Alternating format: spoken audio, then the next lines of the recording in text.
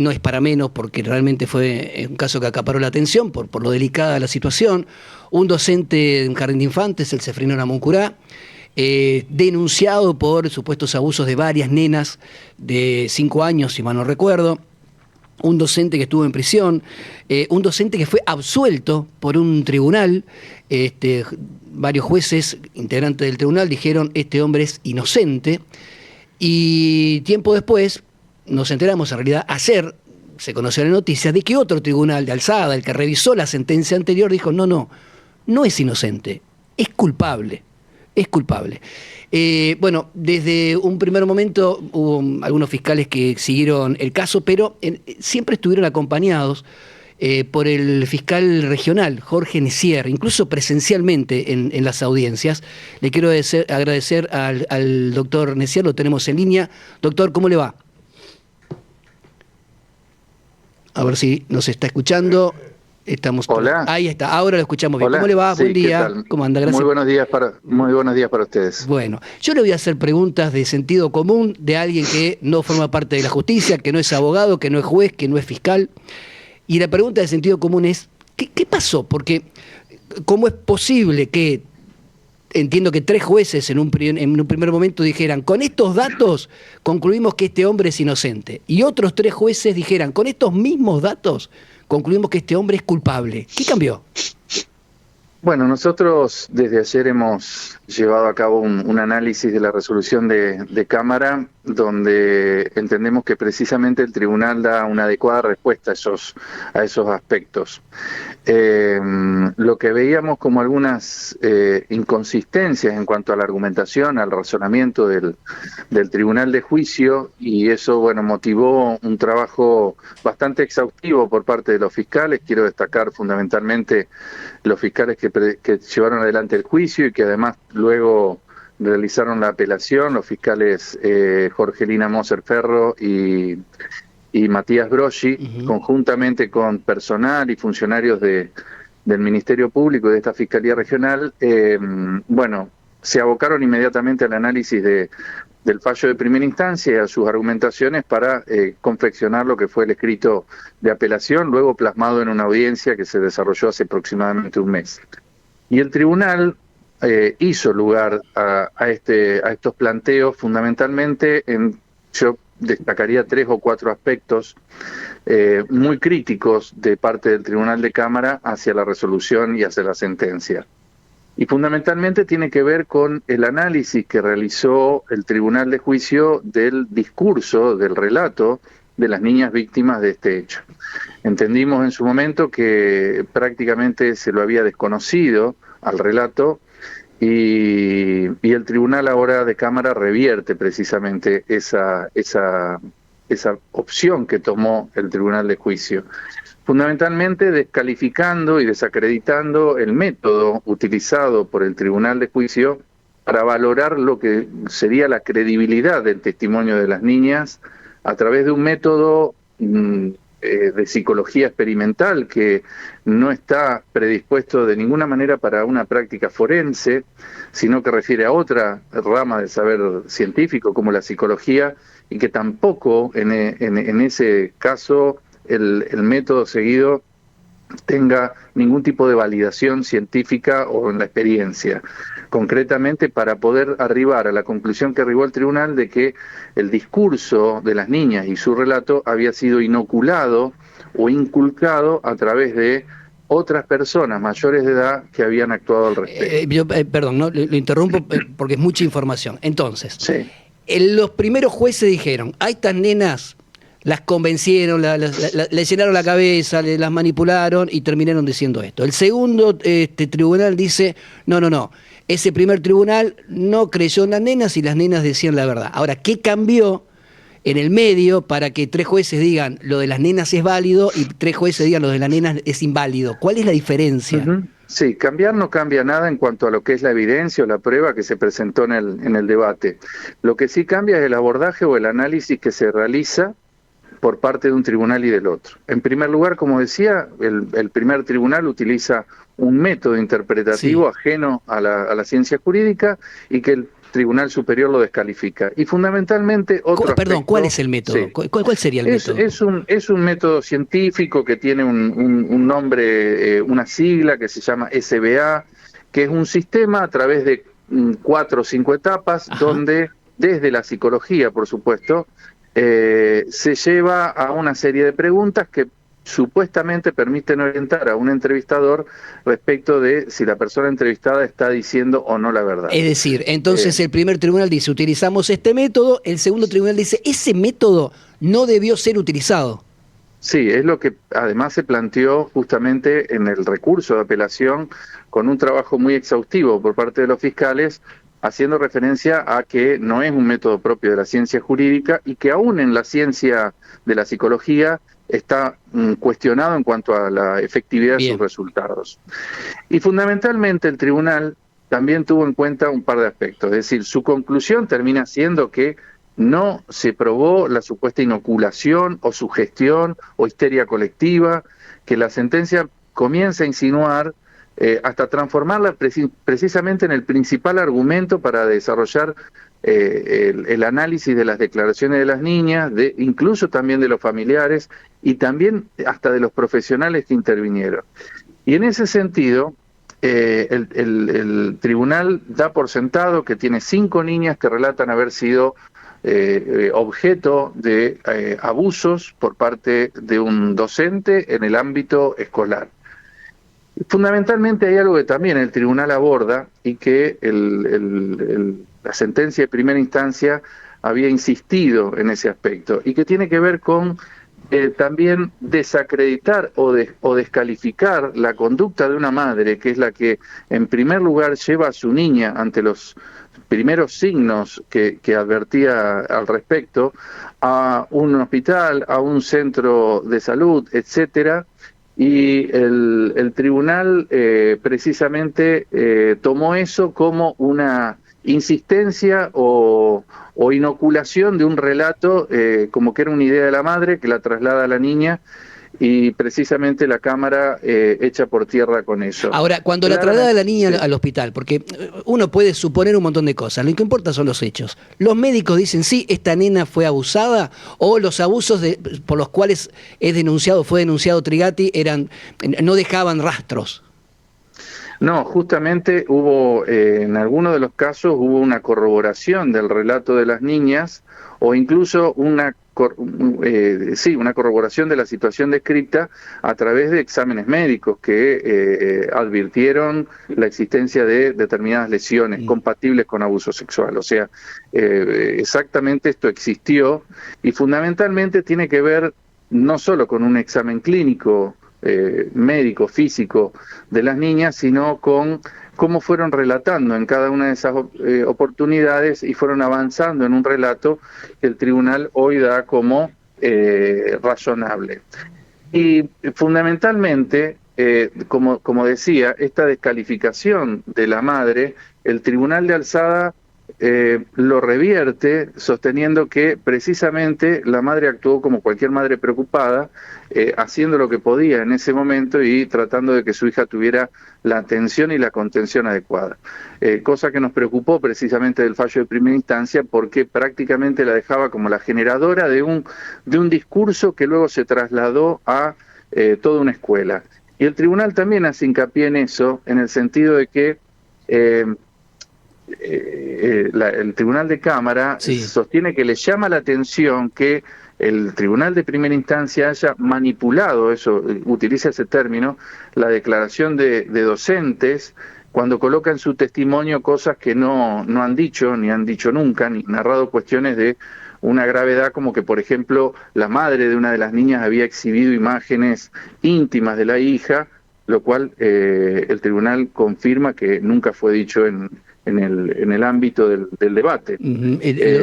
Lo sumo, doctor, a Nacho Mendoza con preguntas. Doctor, buen día, ¿cómo le va? ¿Qué tal? Buen día. Recién hacía alusión, José, a lo que fue ese derrotero que esta menor tuvo en el primer caso, que es porque empieza todo esto, por lo menos empieza a salir a la luz esta denuncia. Y uno de los hechos es de que, y que hace alusión al tribunal de esta instancia nueva, es de las cámaras de seguridad del jardín, que en su momento no se retiraron. Y ahora el tribunal sostiene de que no existe una explicación plausible que justifique que se haya malogrado esta evidencia. La pregunta es muy concreta. ¿Qué piensa usted sobre esto y qué piensa? Porque el fallo habla de enviar esto a una auditoría, que se analice el desempeño de los fiscales que realmente no buscaron esa evidencia, que podría haber sido contundente para juzgar a Trigatti o también quizás para exculparlo. El tema es el siguiente. El Tribunal de Primera Instancia ya había dispuesto remitir copia de lo actuado, de la resolución y de lo actuado al Ministerio Público de la Acusación, así que la Fiscalía General ya entonces, más allá de que ahora lo ratifica en alguna medida el Tribunal de Alzada, la Fiscalía General remitió los antecedentes a la auditoría y eso es algo que ya está en curso de investigación desde el punto de vista administrativo. Pero el tribunal justamente a lo que refiere es que más allá del resultado que pueda haber tenido la exhibición de esas imágenes o no, que eso después tendremos que ver, digamos, es algo que en definitiva estuvo a disposición de la defensa, es decir, no es algo que hoy sea objeto del debate, pero estuvo en definitiva a disposición de la defensa lo que era un archivo que sostuvo la defensa que podía llegar a rescatarse alguna imagen o algo por el estilo, en definitiva no fue utilizado. ¿Pero quién tiene más poder, doctor? ¿El Estado en buscar el archivo o un abogado defensor? No, por supuesto, es decir, yo me refiero a lo que fue la incidencia de esas supuestas imágenes que pudieron haber surgido de ahí en el desarrollo del debate y en el resultado del mismo. Yo lo que sostengo eso es algo que está en investigación, no soy yo el que está a cargo de la investigación y oportunamente la auditoría se expedirá al respecto. Doctor, para pasar en limpio entonces, básicamente los jueces, estos últimos jueces dicen, los primeros jueces forzaron de alguna manera toda la situación para plantear que las nenas habían sido, de alguna manera, se habían llevado a la cabeza, las habían manipulado, las habían llevado a declarar de una determinada manera. Eso es lo que cambia. A mí, yo vuelvo a lo del principio, de nuevo, no soy abogado, no soy juez, no soy fiscal. Y me deja preocupado lo siguiente. Frente a la misma evidencia, tres jueces dicen, este hombre es inocente. Y frente a la misma evidencia, tres jueces dicen, él es culpable. Y entonces digo, si hubo un abusador suelto durante todos estos meses, es gravísimo. Y si ahora hay un inocente condenado, es gravísimo. Y no encuentro, más allá de la interpretación de tres personas, primero, de la interpretación de otras tres personas después, no encuentro ningún otro argumento que diga, por eso se habían equivocado. Es una cuestión casi de interpretación. Y entonces lo que me queda es la duda, qué fácil es meter la pata. O cuántas veces se meterá la pata. Porque no es término medio, es todo o nada, culpable o inocente, y no de cualquier delito, es abusador o víctima de una acusación infundada. Sí, bueno, así como tratamos de ser moderados y prudentes al momento de una resolución adversa, como fue una absolución, que además ustedes recordarán coincidió con un par de fallos en otro tipo de causas, donde también habían sido resultados absueltos los imputados. Lo que sostuvimos en ese momento, y lo ratificamos ahora, es que una sentencia absolutoria, que en este caso no estaba firme, y bueno, la muestra está en que fue revocada, aun cuando sea confirmada, lo que hace en definitiva es validar la abrumadora cantidad proporcional de condenas que se obtienen en los juicios orales. Yo creo o calculo que no más de pero bastante menos de un 10% de los juicios orales terminan en una sentencia absolutoria. El 90 o 90 y pico por ciento termina en condenas. Si no existiera la posibilidad de la absolución, entonces no habría chance para ninguna persona en someterse pero yo no digo a un juicio. no estoy pensando en eso, digo simplemente como observador, digo, wow, la mera interpretación te puede llevar a ser hoy un delincuente peligroso y dentro de media hora un inocente acosado por los denunciantes. No es que apareció una nueva prueba, es simplemente cómo interpretaron lo que había. Bueno, pero ahí también, Sí. el doctor los conoce bastante bien, esto de que esto también implica que haya un doble conforme porque queda una instancia más que le queda tanto a la defensa, porque también, doctor, a la fiscalía pedía un monto mayor de la pena. Sí, vamos por parte. En primer lugar, digamos, es claro que es lo que esta posibilidad de que se revierta una decisión jurisdiccional es lo que brinda las garantías a todo ciudadano, Sí, así tanto que funciona el esté de un sistema. lado o del otro. Es decir, tanto una persona imputada como alguien que termina, las víctimas también acá tuvieron derecho a expresarse y a ser reconocidas como lo fueron en este fallo. Este es el juego que en definitiva se maneja en el marco, juego en el buen sentido, ¿no? En el marco de un proceso penal. Bien. Y concretamente, sí, hay una interpretación diferente de los mismos hechos. Exacto. Es decir, acá la versión de las niñas que se escuchó en el juicio a través de los registros de audio y video de cámara Gesell son los que un tribunal los interpreta a la luz de una metodología que el Tribunal de Alzada descalifica luego como propio.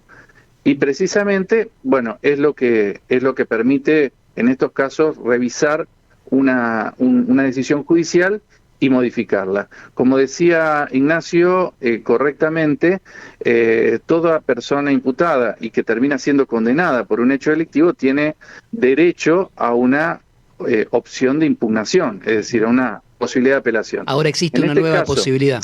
Claro, en este caso, como el Tribunal de Alzada es el que impone la sanción y la pena, el mismo tribunal en su fallo ayer le advierte un poco casi didácticamente a la defensa que si pretende realizar una impugnación lo tiene que hacer ante la misma Cámara, se designará un nuevo tribunal que analizará cómo alzada la resolución condenatoria que dictó ayer otro tribunal. Así Y como particularmente respecto de esta situación de la pena, los fiscales van a evaluar si realmente resulta adecuado a las pretensiones de la Fiscalía, por más que se había pedido una pena sustancialmente alta, el tribunal hace un análisis cuantitativo, digamos, de la pena a imponer. Entendió el tribunal que la pena que solicitaba la acusación, tanto pública como privada, la querella, era excesiva y asimilable prácticamente a lo de un homicidio.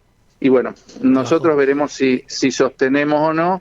Estamos hablando de que la calificación jurídica de los hechos por los cuales el tribunal condena, estamos hablando de 5 hechos de abuso sexual, 4 de ellos son considerados gravemente ultrajantes, así que teniendo en cuenta un poco lo que es el estándar hoy por hoy sancionatorio en el ámbito de nuestros tribunales, no es una pena excesiva para nada, sino que, sí. analizaremos la posibilidad. Perdón, no, me quedo pensando, si los primeros 3 jueces aceptaron como método algo que no está aceptado y que no debía ser aceptado en los testimonios de las nenas, bueno, es grave, ¿no? O esos jueces no están formados, o forzaron la situación, o nadie les explicó, porque vuelvo a lo mismo, es todo o nada. Bien, ¿cómo? Sí. Entonces, ¿cómo esos jueces no sabían que ese método no se puede aplicar en un juicio? Bueno, son decisiones, los jueces pueden, digamos, indudablemente, y los jueces y todos los operadores judiciales conocemos, y como muchos, digamos, de derecho, no de otras áreas, por eso... Bueno, pero acá esa otra área es la que dice sos culpable o inocente.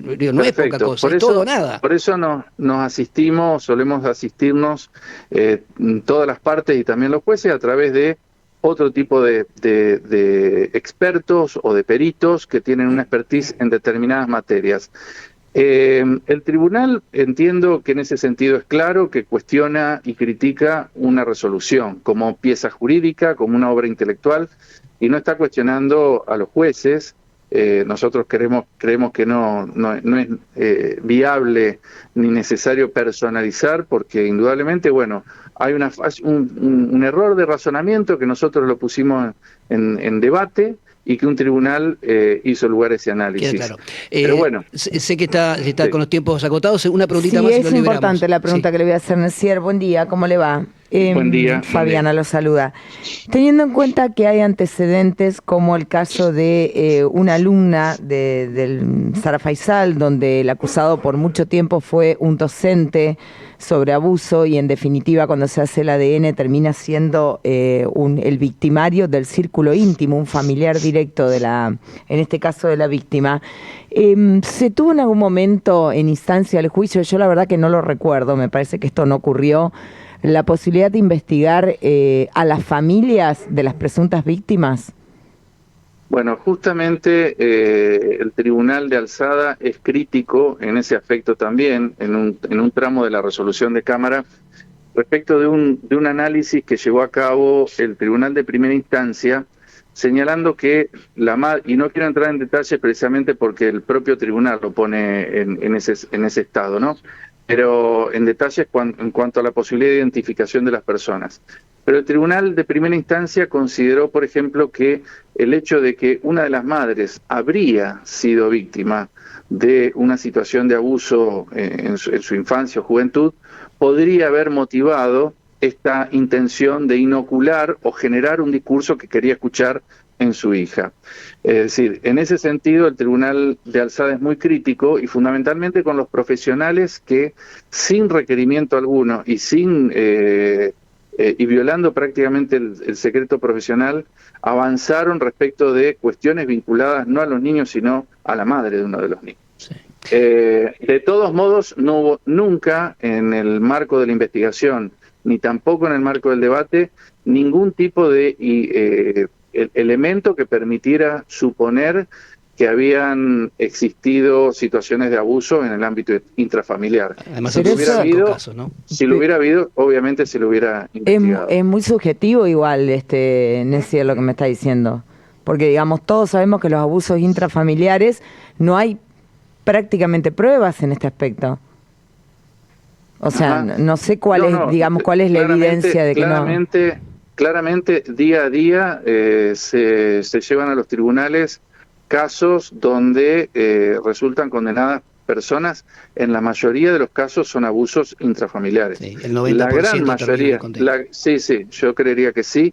La gran mayoría son casos de abuso intrafamiliares y hay distintas formas de acreditación y se terminan acreditando. Fundamentalmente y como siempre, dando prevalencia al relato de las víctimas que de ninguna manera podemos descalificarla por el hecho de que sean niñas de corta edad.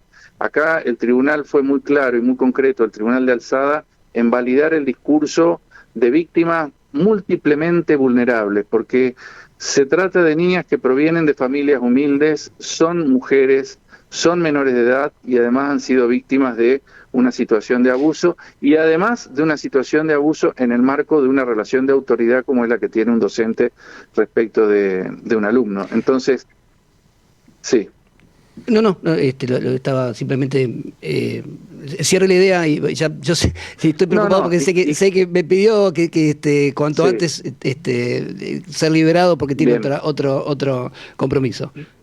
Bien, pero entendemos que justamente lo que hizo el Tribunal de Alzada es poner la voz de los niños en el lugar que corresponde y fundamentalmente, insisto con esta situación, investigar de la nada presuntas situaciones de abuso intrafamiliar cuando no hay ningún elemento que nos conduzca hacia ello, por supuesto que hubiera sido desviar la investigación de lo que se presentó inicialmente, ¿no? Doctor, le agradezco mucho. Sí. Me quedo con algunas cuestiones.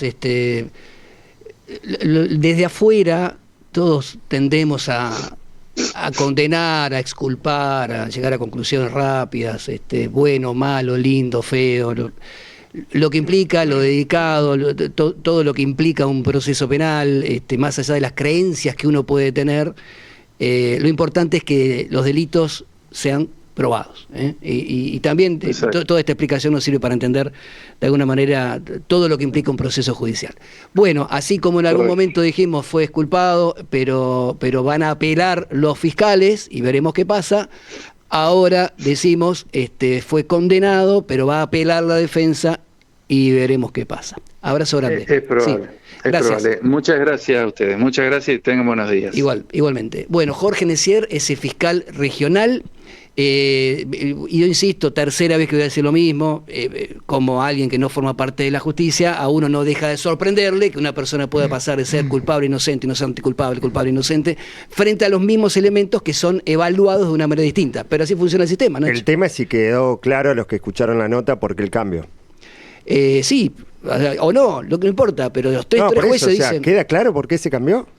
¿Sabés qué? O sea, si viene alguien y te pregunta, che, ¿por qué se cambió la condena? Porque dicen porque estos jueces que los primeros jueces tomaron como premisa, como prejuicio, de que las nenas habían sido manipuladas, y a partir de entonces hicieron todos sus argumentos sobre esa base. Y dice este tribunal, no fueron manipuladas, o no hay pruebas de que hayan sido manipuladas. En un juicio donde la pregunta de Nacho me pareció totalmente clara, digamos, el hecho de que nunca existieron las cámaras que podían probar la culpabilidad. Eso No, habla de... no es otra cosa, José. Pero Es el origen de todo. Pero eso habla de perdón, ¿no?